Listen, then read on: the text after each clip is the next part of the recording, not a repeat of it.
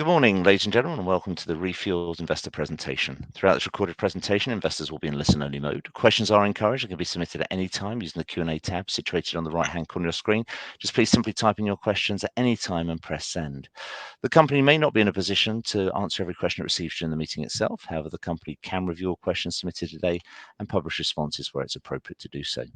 Before we begin, we'd like to submit the following poll, and I'm sure the company will be most grateful for your participation. And I'd now like to hand over to CEO Philip Fjeld. Good morning. Thank you. Good morning, everyone, and thank you for showing an interest in what we do here at REFUELS. It will be myself today, Philip Fjeld, CEO, and also got Baden Gary Smith, our CFO, who will take us through our financials later on. And I'm going to go through our third quarter report today, which will not only touch upon what we did in that quarter, but will also have a fairly comprehensive section about what we do as a company and the market. Just moving on. Okay. So who are we and what do we do? We're on a mission to decarbonize Europe's truck fleet. Our focus today is to put as much biomethane or bio-CNG into as many trucks as possible. As of today, we've got 13 large public access refueling stations in operation in the UK. We've got 2 under construction. Get a bit more into that in a bit. We've got north of 1,700 trucks that use our stations every day. And for the last 9 months, we have saved more than 120,000 tons of greenhouse gas emissions. If we then take a look at what does one of our stations look like. When people hear, the word refueling station, they think of a typical Shell, BP, Esso forecourt. That couldn't be further from what we actually do. This is our Newton Aycliffe station up in County Durham that we opened in June of 2023. If you take a look at this one, it's a 2-acre plot. We can refuel 14 trucks simultaneously, approximately 60 to 80 trucks per hour, and north of 800 trucks per day. These are grid-connected stations, meaning they bring in the biomethane from the pipeline grid. They are unmanned and as such, very efficient energy dispensing facilities if you want. And as you'll see in the economics later on, they provide good margins and have great scalability. Some of the key highlights. We're now starting to see true mass adoption occur. We founded the company 10 years ago, but in the last 2 to 3 years, we are finally seeing mass adoption. Annualized growth of 65%. As I previously mentioned, we have now about 1,700 trucks on the road.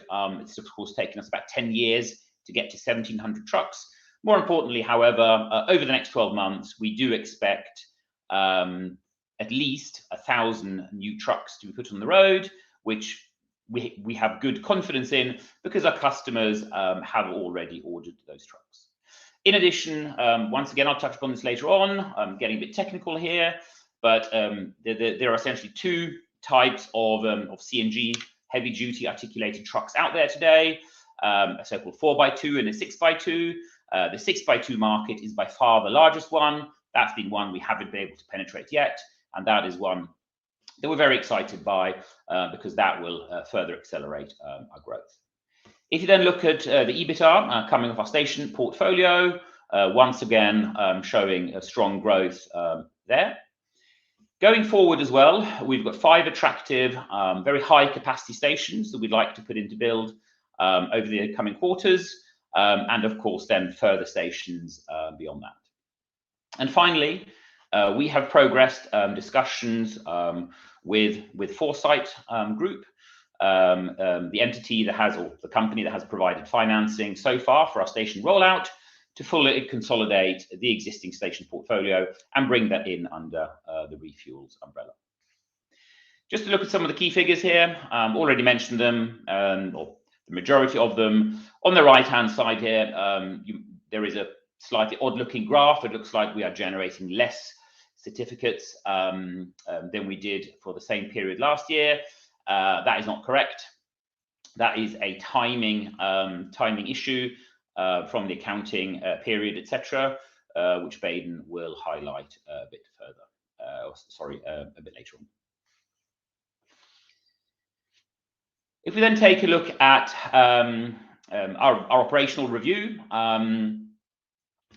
we founded the company in 2014. If you look at this graph, it takes us about 6 to 7 years. We typically say towards the end of 2020 before we really start to see true mass adoption, and where customers really start to buy into the thesis that running biomethane trucks is as reliable as diesel, is a lot greener, and provides very solid economics. I think what's important here also is the light green area here, which shows what we are able to dispense using our so-called mobile refuel units. Now, what is an MRU? I'll get into that in a bit, but an MRU has been essential and critical for us in the sense of in driving growth, because we are then able to allocate and to put an MRU into operation before we have a grid connected station built. So this is what a typical MRU looks like. We today have 7 of these and 2 in spare, and we have another one in build. I've already mentioned, we can deploy these to a customer site or to a location where we are already building a CNG station, so that customers have confidence that they can indeed go and order trucks, get them refueled ahead of a grid connected station actually being built.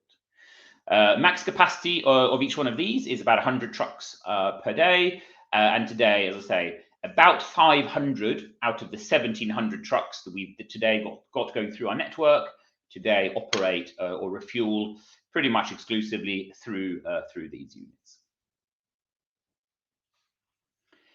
If we then look at stations that we've put into operation and stations that we've got in build, we opened Corby and Bangor in North Wales, Bangor being the first Welsh station that we've opened. In addition, we've got Aylesford, once again an important station for opening up a part of the country that we today have not been serving, southeast of London.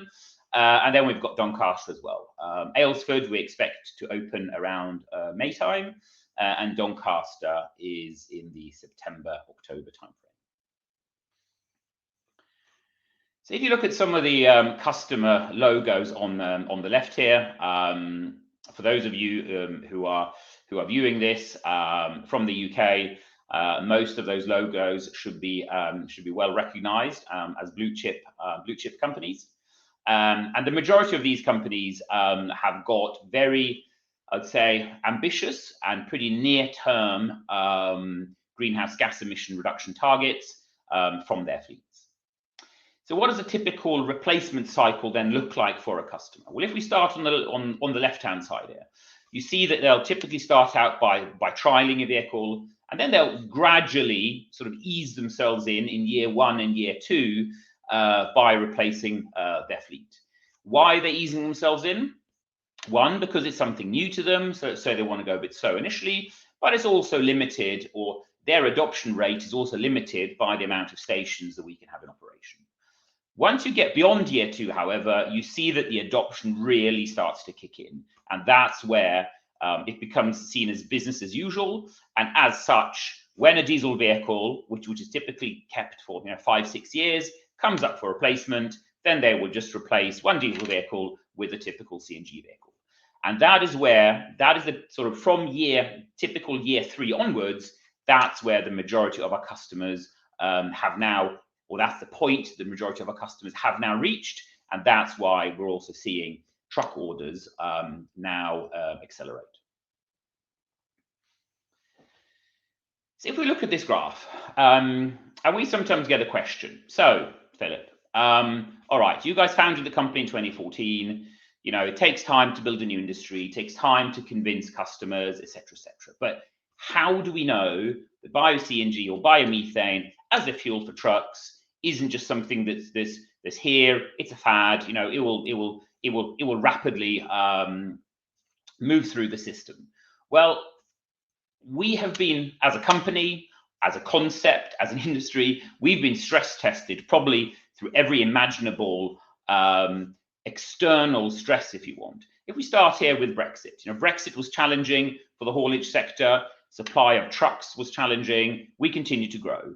Then we had COVID hit us. Once again, we continued to grow through that cycle. Yet again, very challenging to get trucks. You know, truck leads at times typically went from 4 or 5 months to north of 12 months. Then we probably had the biggest test we've ever had, which is the energy crisis, where we had spiking gas prices because we price the product or the fuel to our customers based on the wholesale price of gas in the grid. And of course, as the Ukraine war kicked off, gas prices shot up. Through that period, our customers continued to utilize their trucks and they continue to order. And finally, we are hopefully coming out of a high inflationary period, but we're still in it. Once again, orders continue to flow. So yes, this is the real deal. We've been stress tested and our customers have continued to order, as you've seen also from the order book just mentioned. If you then look at the existing stations, so this is important to understand that these are the existing stations that we've got. These are not stations, or this is not including potential stations that we may or may not build in the future. If you look at the current utilization of our stations, we have an EBITDA run rate of about £7 million. If you then include basically the existing order book, and you also assume that the rest of the stations or all of our stations will come up to what we today see as a current run rate through our busiest station, which is Warrington, that gets us to £14 million. By the end of 2024, calendar year 2024, we are expecting to be at a run rate of about £1 million of EBITDA per month, and that will just continue to grow going forward as we as additional vehicles are delivered. And the full potential run rate, once again, this is from our existing stations, not the new ones. That gets us to about £44 million per annum in EBITDA contribution. And I will hand it over to Baden. No, I won't. Sorry, I've got a couple more slides there, and then I'll hand over to Baden. So we have since December 2020. We've had a funding arrangement with Foresight, a large infrastructure investor here in the UK, that have provided us with £106 million of financing that we have deployed into station network. That facility is now maxed out, and we have progressed discussions with Foresight Group to acquire those stations. And therefore bring them back inside the group, because currently they're sitting outside of the group in an off-balance sheet funding vehicle. To acquire those stations, bring them back under the REFUELS umbrella, and thereby consolidate them. The total acquisition price there is approximately £145 million. That is a combination of debt and equity. And we are currently working hard on our end to execute on that deal. And of course, we will provide additional information to the market over the coming months as to the progress we are making on that.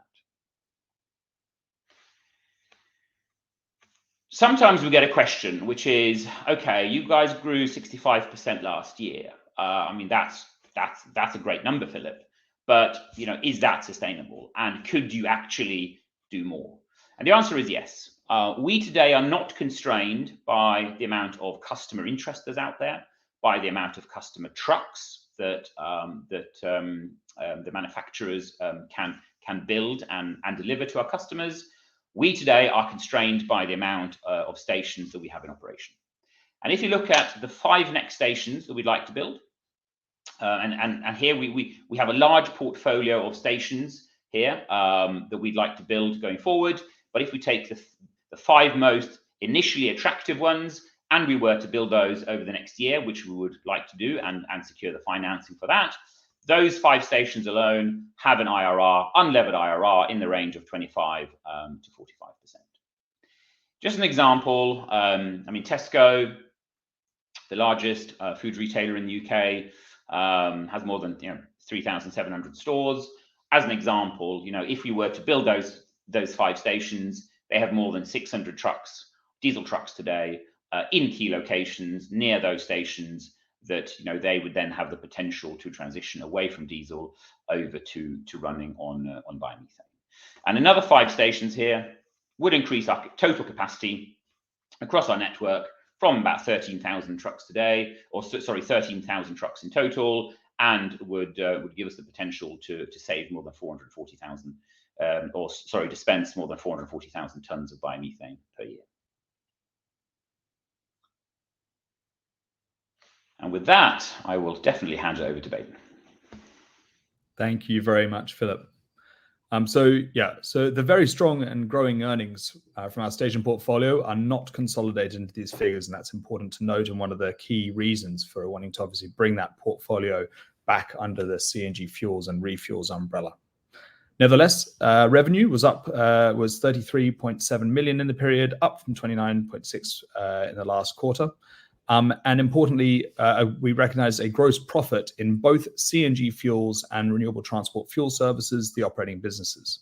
CNG Fuels recognized a gross profit through the successful commencement of the EPC contract to develop our station at Doncaster.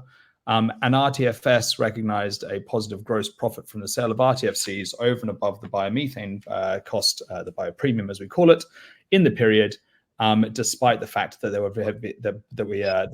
RTFCs were at very low prices. We've been doing a lot of work on our operating costs, and our core operating costs and activities have really been trimmed in order to focus on maturing the near-term development pipeline for the year ahead. Research and development costs are obviously continuing for the very large pipeline we have after that. We're trying to prioritize the next 5 to 10 stations so that we can have those in build very rapidly when we've secured additional funding for them. The benefits from our cost-cutting activities so far should be more clear in future quarters, because these were principally started towards the end of last quarter to allow us to have that focus. We have had a number of large one-offs and accruals that were realized in the quarter and impacted the operating costs and the profitability. And then we also had an interest charge due to a new facility, which I'll discuss shortly, which impacted the profit and loss before taxes. When we consolidate the operating businesses, we're required to recognize the RTFC sales on an invoicing basis. Hence, the consolidated gross profit was substantially reduced because that basis changes from when they're separate. In this period, there was a large RTFC sale, which came a few days after the end of the period due to the timing of the issue of those certificates by the Department for Transport. However, the biomethane was purchased in the period, had to be recognized. So that's led to a large mismatch in the costs and earnings. And we correct that in our adjusted EBITDA, which I'll show you in a minute. As we previously mentioned, we've done a lot of work internally. We mentioned that in our last quarterly earnings on the ramp-up plans and the required overhead costs that we see to be able to manage the 30 to 40 CNG stations we want to have in build or operational in 2026, 2027. We believe that a modest increase over the next 3 years, around 15 to 20%, should be sufficient in order to manage this growing portfolio. So here you can see our negative EBITDA of 3.34 million in the quarter. Once we adjust that out for share-based payments from the issue of options to employees and the fair value remeasurement, that obviously takes away some of the non-cash items. EPC timing is from the large inflow of funds due to the starting of the contract to develop Doncaster, but some of those revenues are not able to be recognized yet until the work is carried out. So whereas in previous quarters that has benefited us, in this quarter we just have to strip it out for the adjusted EBITDA.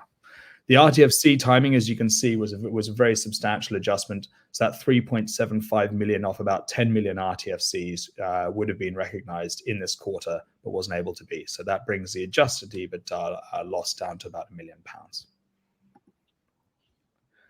Total assets in the period of 213 million, of which a number was goodwill and intangibles. Current liabilities were 54 million, of which 44 was trade and other payables. Equity ratio is at 57%.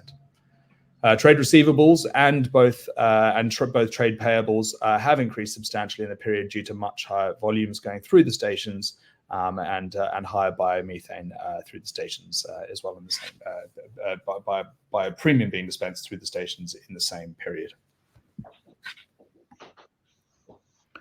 Finally, net cash flow roughly stable for the end of the period, with a small decrease. However, there was obviously, as I said, we've had a large cash from operations to cover those one-offs and accruals, and this has been offset by the agreement of a working capital facility with the Foresight Group, our existing funders with whom we have an ongoing relationship, of up to £10 million, which can be drawn as required. As at the end of the quarter, we've drawn £5 million of that to cover those costs.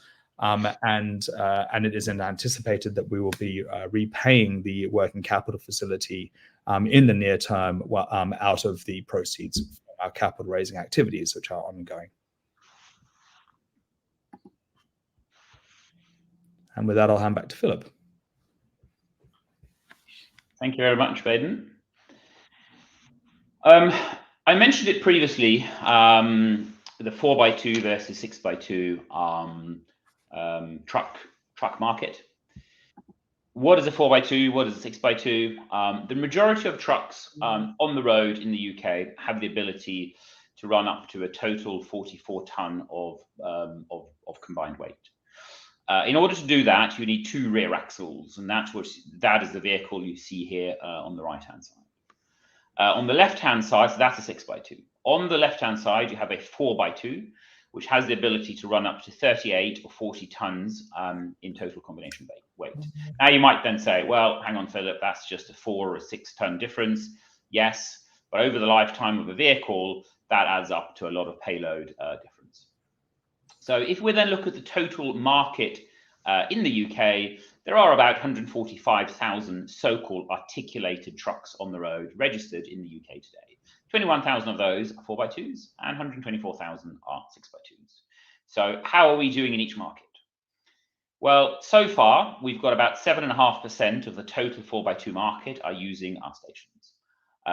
By the end of this year, calendar year, I'd say, by the end of 2024, we expect to be north of 10% of the UK's 4x2 market, and just continue to grow from there.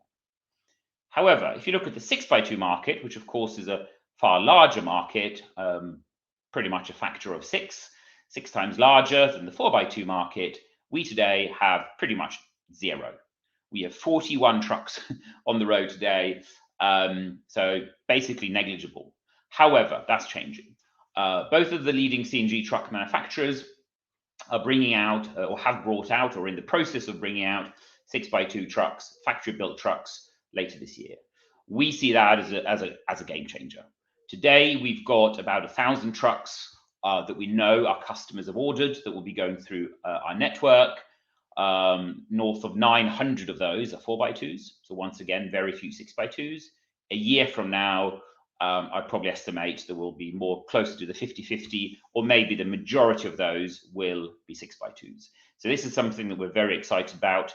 And as I said, it is a game changer for us. You know, we've managed to grow the company by purely having an addressable market of 21,000 trucks. Now our total addressable market goes from 21,000 up to 145,000. Once again, game changer.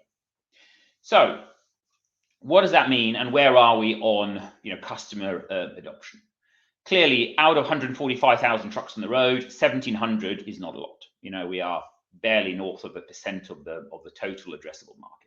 However, our customers have ordered 950, well, close to 1,000 trucks now. And we know that from our existing customer base, it is not including any new customers that we're bringing in.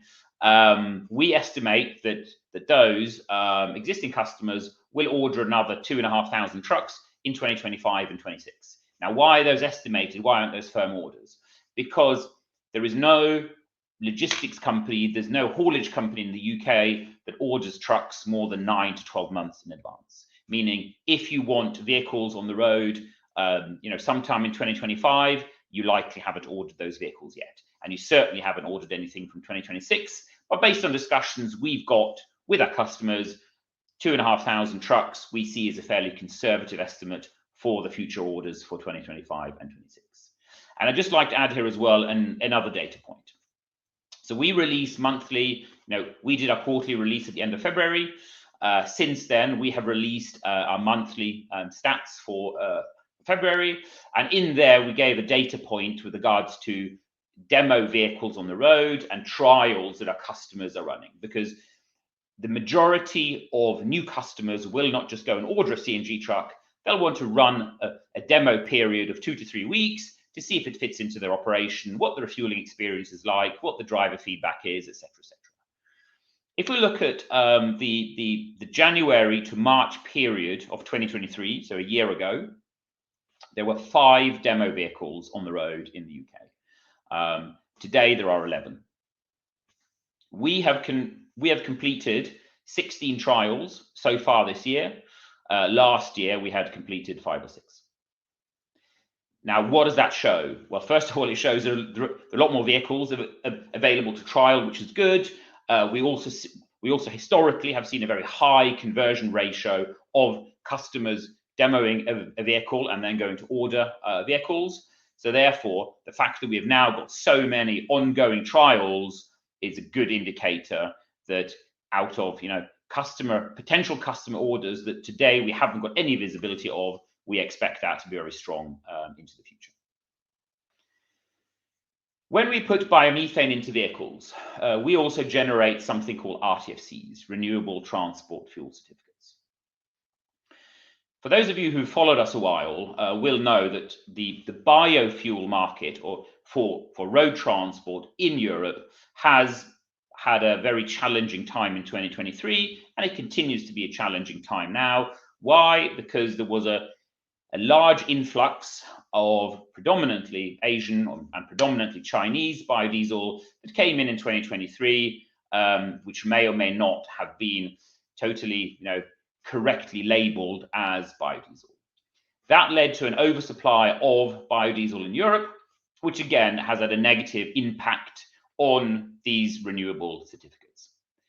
However, various measures are being taken by the EU and UK government when it comes to investigating what has been going on, and we do expect the market to start to rebalance. It already is slowly rebalancing, to rebalance in 2024 and thereby provide support for certificate prices going forward, which then yet again should become a significant part of our earnings for the quarters ahead. As of today, putting biomethane into trucks is not a large margin business for us. However, we only need a modest recovery in RTFCs, Renewable Transport Fuel Certificates, in order for that to become a large driver of our gross margins. If you remember a couple of slides ago, I said we had a run rate of £7 million EBITDA current from the current stations. We're expecting that to be £1 million per month towards the end of this year. That is not factoring in the potential upside from certificates. That is purely from stations, from trucks using our stations. That does not include, as I say, any potential upside from certificate prices recovering as the market starts to rebalance later on into 2024 or later on in 2024. So just a brief summary before we hopefully take some questions here. So we have, the company's 10 years old. What we're doing is 10 years old. It takes time to build an industry. And I would say the first 6 years up until from 2014 to 2020, that was when we had to build confidence in the stations, in the trucks, in the fuel, and really start to get a critical mass of customers together.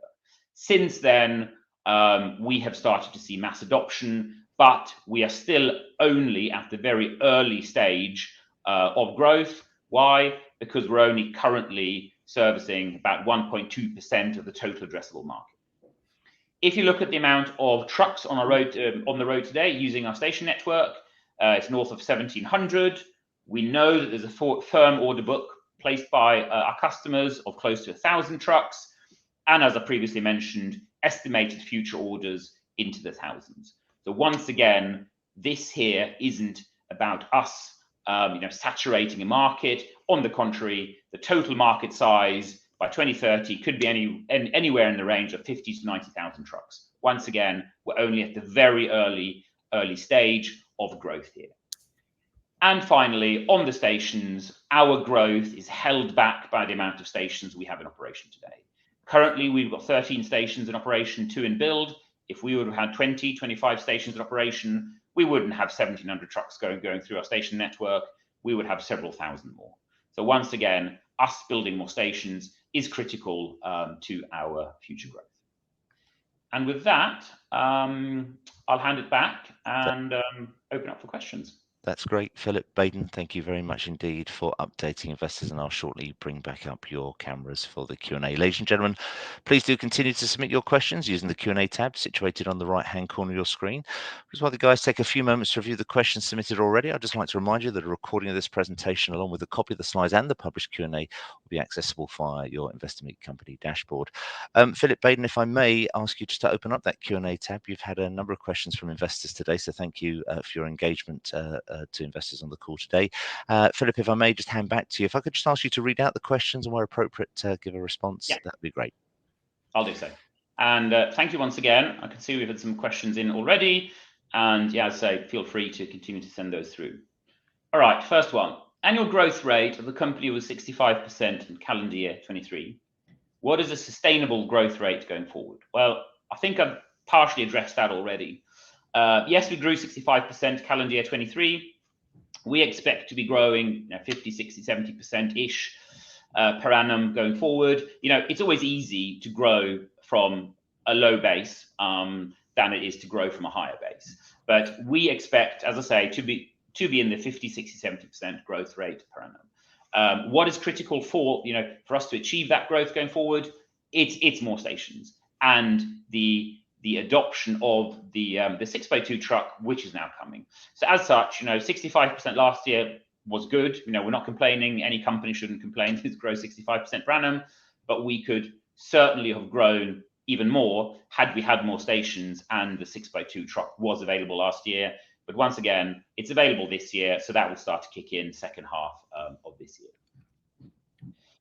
I then go on to the next one. Okay, this is about the 6x2 truck.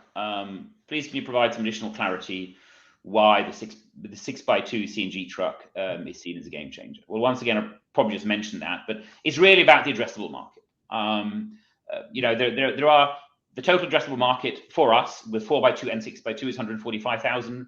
We've only really been able to tap into that 21,000 bubble, if you want. As such, we've had close to 125,000 truck market that we haven't been able to address. That's now changing. Really, really excited by that. Yes, it will take time because people need to trial, or companies need to trial those vehicles. So we're not expecting a huge impact on that for 24, but from 25 onwards, as I say, based on feedback we're getting from existing customers, interest in that vehicle, where we're expecting that to be a true game changer for us because our addressable market just increases basically by a factor of 6. Are you only planning on building 5 additional CNG stations? Very good question, and I should probably clarify that one a bit better.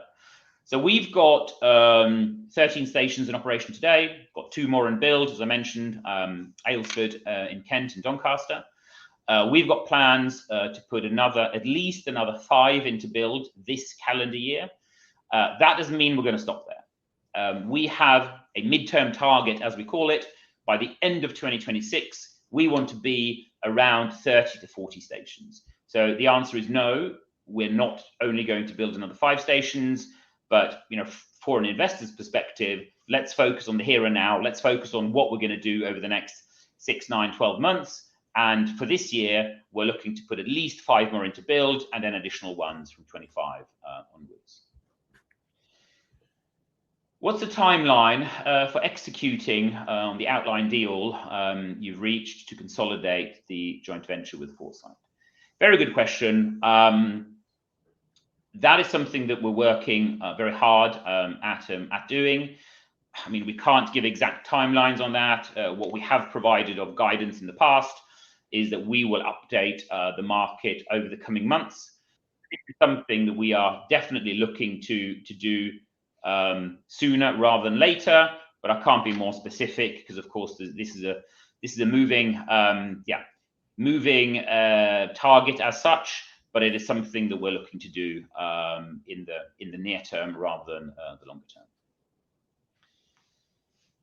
There seems to be a lot. Here's another one. There seems to be a lot of talk about hydrogen and battery electric heavy-duty trucks or heavy-duty vehicles. Please can you elaborate on REFUELS or on how REFUELS looks at these vehicle options? Will these compete with biomethane as a fuel? First of all, it's important to understand here that we are a customer-driven company in the sense that we want to provide any fuel vector or any energy vector to our customers that they are demanding. All right. So if they want hydrogen, we'll find a way of putting hydrogen into hydrogen trucks. If they would like fast charging for battery electric trucks, we'll find a way of doing that, and so on and so forth. However, it's important to distinguish between what you read in the media, what the ambitions of politicians, the ambitions of policymakers, and what is actually happening in the industry. As of today, we are probably speaking to 70 to 80% of the largest fleets in the UK.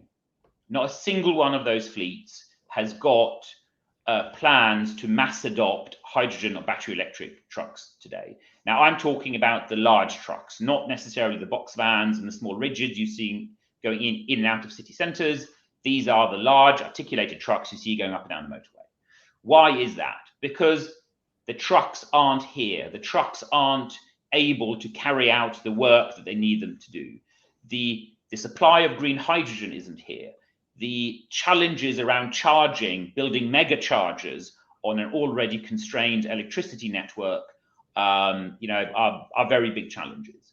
That doesn't mean that this isn't going to happen, but it will take decades for this to mature. And when it does mature, we will be there. Why? Because and through our customer relationships, we will take our customers on that journey. But the bread and butter for this business is going to be biomethane for decades to come. All right, then I'll continue. How confident are you that the growth profile of the company will continue? How many new stations you plan to open over the next 24 months? And are locations driven by existing customer demand? I think I've addressed the growth profile of the company continuing in the 50, 60, 70% per annum. Also, the station as such, we've got 5 that we want to put into build this year, and additional in 2025 and 2026, and that we can then get to 30 to 40 stations in operation or in build, soon to go into operation by the end of 26. And are locations driven by existing customer demand? Absolutely. So these are not locations that we build and we hope someone's going to use them. No, this is existing customers who are coming to us and saying, we want to move away from diesel, but we can't do that until you've built stations in certain locations where we have large distribution centers and we want to move those fleets away from diesel. So absolutely, this is entirely driven by customer demand. Is your focus on, here's another one, is your focus on UK expansion, or do you have plans outside of the UK? We have plans outside of the UK for sure. Will that be this year? No, unlikely to be so. We have been offered some very interesting opportunities in other countries, but let's be honest as well. We have pretty strong growth here in the UK. It's critical that we look after our existing customers first. However, the way we build our stations, the scale we do them at, how we operate them as unmanned is unique. There's no one else in Europe that does that. Probably, maybe no one else in the world actually that does them at the scale that we do them. As such, we've got unique IP that we will be deploying into Europe over the coming years. Is that going to be this year? Unlikely, but from 2025 onwards, watch this space. Interesting presentation, thanks. Would you consider a dual listing, perhaps in London? I'll let Baden answer that one. Well, I mean, I guess the short answer is of course we're all options are open. We would absolutely would. There have it's been discussed and requested by certain investors previously before as whether or not there'd be an interesting opportunity. We do have a large UK operation. Clearly, we are predominantly currently UK focused for the station operations, albeit the biomethane. A lot of it happens in Europe. And so there is obviously going to be a natural amount of interest from UK investors that makes a lot of sense for us to try and address. Is it the right time at this very moment, whilst we're busy doing the funding for the next part of the rollout? Probably not yet, but certainly we would consider options for how we can increase interaction with investors and and access to be able to be a shareholder in the business. So the answer is certainly would consider it in the future, and we'll be looking at this option once we've completed our current funding rounds. Thank you. If expanding the existing station network is one of the key elements to future growth, what do you see are the key threats to delivering the new station targets? Well, I wouldn't call it threats. I'd say what is holding us back. Two things. Building infrastructure in the UK, probably any European country, is challenging. We have to deal with landowners. We have to deal with councils to get planning permissions, etc., etc. So all of that takes time, and getting station locations is something that we call shovel ready, where we can actually put a digger on site, takes a lot longer than actually building the station. Building the station is the easy part. That takes about eight months from we put a digger on site until we actually can build the first truck. So the key threats or the key challenges, I'd probably use that term instead, is two things. It's funding. So we of course need additional funding to build stations. Each station costs about 6 to 8 million to build. And the second one is purely the time it takes to mature sites through to something that we call shovel ready. However, that's where we've done a lot of work already. We've got a land team of 5 people that only does one thing, and that is go out there and secure sites. And as such, we have a huge pipeline of sites coming through now that will be shovel ready over the next 6 to 12 months. Okay, then we have the final one here. Who buys stock at 24 when the share is trading at 15 to 20 in the market? All right, I'll answer that one briefly. First of all, people are free to buy and sell stock clearly as they want. The way we understand that one, that was a large block trade that had been agreed and therefore went through at 24. There is also fairly low liquidity in the stock, so therefore, if you want a large amount of shares, then I'm not necessarily sure that the 15 to 20 price is the price where you can actually buy that amount of stock from. But once again, we're not involved in what shareholders do. But what we have understood was that was a large block of shares that had been agreed, and therefore it went through at was basically the IPO price back in May last year. That's great. And that concludes our questions. Yeah, you've taken every question. Thank you very much indeed. And thank you for everybody for your engagement this morning. Philip, Baden, I know that investor feedback will be particularly important to you both. I'll shortly redirect those on the call to give you their feedback. But perhaps before doing so, if I may, Philip, just come back to you for a couple of closing comments. Thank you. Once again, thank you all. This is our first presentation here. We, of course, will be coming back as soon as we can. Thank you for showing an interest. We, of course, believe that it's a very exciting company, but more importantly, we've got some really exciting stuff happening over the coming years. We've taken 10 years to get to where we are today. Over the next couple of years is when we're going to really start to see true liftoff occur. And as I say, looking forward to coming back later on. And thank you so much for showing an interest in what. That's great. Philip, Baden, thank you once again for your time this morning. Could I please ask investors not to close this session, as we'll now automatically redirect you for the opportunity to provide your feedback in order that management can better understand your views and expectations. This may take a few moments to complete, but I'm sure it'll be greatly valued by the company. On behalf of the management team of REFUELS, we'd like to thank you for attending today's presentation and wish you all a very pleasant morning.